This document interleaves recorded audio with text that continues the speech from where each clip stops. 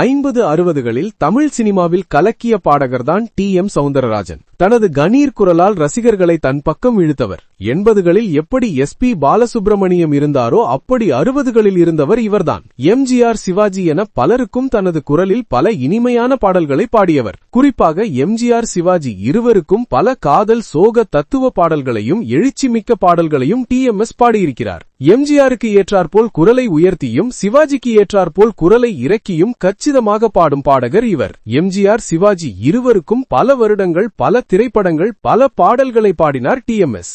1954ஆம் வருடம் எம்.ஜி.ஆர். சிவாஜி இணைந்து நடித்த கூண்டு கிளி படம் உருவான போது அந்த படத்திற்கு வந்தவர்தான் டி.எம்.எஸ். அவரின் குரல் எம்.ஜி.ஆருக்கு பிடித்து போகவே அவரை பற்றிய விவரங்களை வாங்கினார். அதன்பின் மலைக்கள்ளன் படம் உருவான போது இந்த படத்தில் தனக்கு எல்லா பாடல்களையும் டி.எம்.எஸ். தான் பாட வேண்டும் என எம்.ஜி.ஆர். சொல்லிவிட்டார். மலைக்கள்ளன் படத்தில் இடம்பெற்ற எல்லா பாடல்களும் ரசிகர்களிடம் வரவேற்பை பெற்றது. குறிப்பாக இந்த படத்தில் டி.எம்.எஸ். பாடிய எத்தனை காலம்தான் ஏமாற்றுவார் இந்த நாட்டிலே பாடல் பட்டி தொட்டி எங்கும் பாடியது. அதன்பின் தனக்கு டி.எம்.எஸ். மட்டுமே பாட வேண்டும் என உறுதியாக சொல்லிவிட்டார் எம்.ஜி.ஆர். எம்.ஜி.ஆருக்கு டி.எம்.எஸ். பாடிய எத்தனை காலம்தான் ஏமாற்றுவார் பாடல் இப்போதும் அதிமுக கட்சி பிரச்சார கூட்டங்களில் ஒலித்துக் கொண்டிருப்பது குறிப்பிடத்தக்கது.